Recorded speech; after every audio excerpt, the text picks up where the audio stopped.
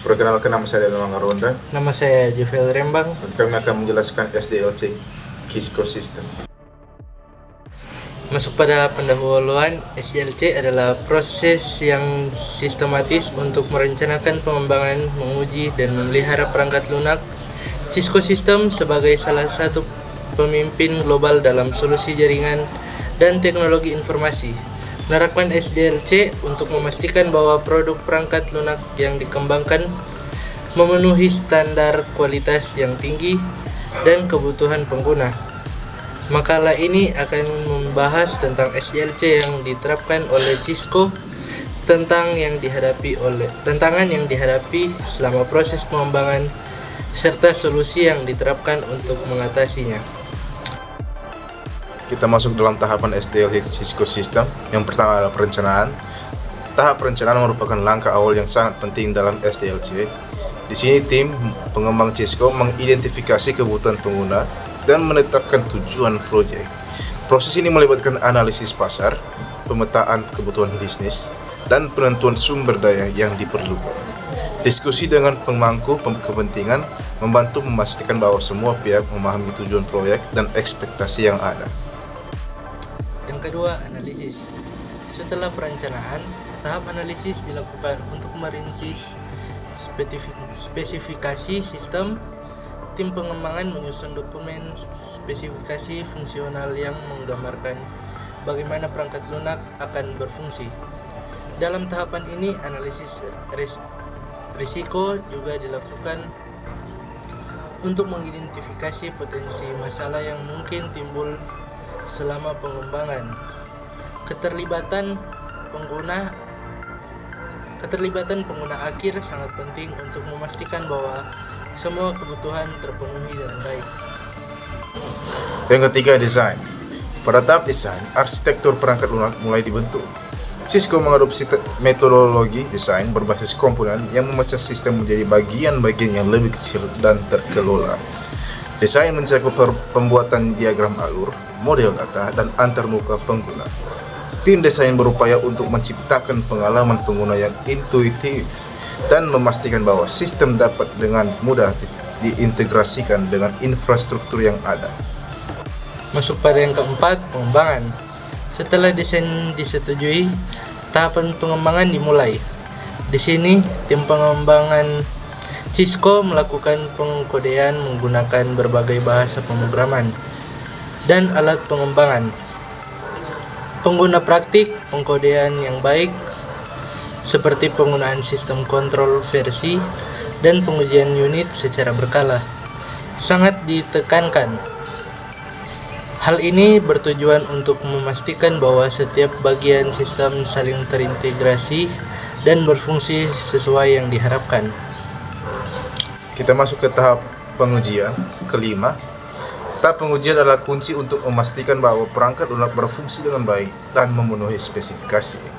Tim Quality Assurance atau disingkat QA melakukan berbagai jenis pengujian, termasuk pengujian unit, pengujian integrasi, dan pengujian sistem. Setiap bug atau masalah yang ditemukan harus diperbaiki sebelum perangkat lunak dirilis ke pengguna. Proses ini juga melibatkan pengujian performa dan keamanan untuk memastikan perangkat lunak aman dan dapat diandalkan. Implementasi. Setelah pengujian berhasil, perangkat lunak siap untuk diimplementasikan. Cisco biasanya menerapkan pendekatan peluncuran terhadap untuk mengurangi gangguan berbagai pengguna. Tim melakukan instalasi, konfigurasi, dan pelatihan kepada pengguna akhir. Dokumentasi lengkap disediakan untuk membantu pengguna memahami fungsi perangkat lunak dengan baik. Yang ketujuh, pemeliharaan. Tahap pemeliharaan adalah langkah terakhir dalam SDLC. Setelah perangkat lunak diluncurkan, tim Cisco bertanggung jawab untuk melakukan pemeliharaan rutin yang mencakup perbaikan bug, pembaruan fitur, dan penyesuaian terhadap perubahan kebutuhan bisnis atau teknologi. Pemeliharaan yang baik sangat penting untuk memastikan bahwa perangkat lunak tetap berfungsi dengan optimal dan relevan dalam pasar yang terus berubah. Jadi, selanjutnya ada tantangan dalam SDLC Cisco System. Dalam menerapkan SDLC, Cisco System menghadapi beberapa tantangan antara lain. Yang pertama, kompleksitas proyek. atau dengan berbagai solusi dan produk yang ditawarkan, kompleksitas proyek sering menjadi tantangan utama. Setiap produk memiliki fitur dan spesifikasi yang unik, memerlukan perencanaan yang lebih rinci. Yang kedua, kebutuhan pengguna yang berubah. Dalam industri teknologi yang cepat berubah, kebutuhan pengguna seringkali berubah selama proses pengembangan. Ini dapat menyebabkan revisi yang memerlukan waktu dan sumber daya tambahan. Yang ketiga, koordinasi antar tim. Cisco bekerja dengan banyak tim lintas disiplin. Koordinasi yang efektif antar tim pengembang, QA, dan bisnis sangat penting untuk memastikan kesuksesan proyek. Masuk dalam solusi dan pendekatan, Cisco mengatasi tantangan ini dengan mengadopsi metodologi Agile, dan dalam proses SDLC, pendekatan Agile menekankan fleksibilitas, kolaborasi, dan iterasi yang cepat. Dengan membagi proyek menjadi iterasi kecil, tim dapat beradaptasi dengan cepat terhadap perubahan kebutuhan pengguna. Selain itu, penggunaan alat manajemen proyek dan platform kolaborasi membantu meningkatkan komunikasi dan transparansi antara tim, sehingga setiap anggota dapat bekerja sinergis menuju tujuan bersama.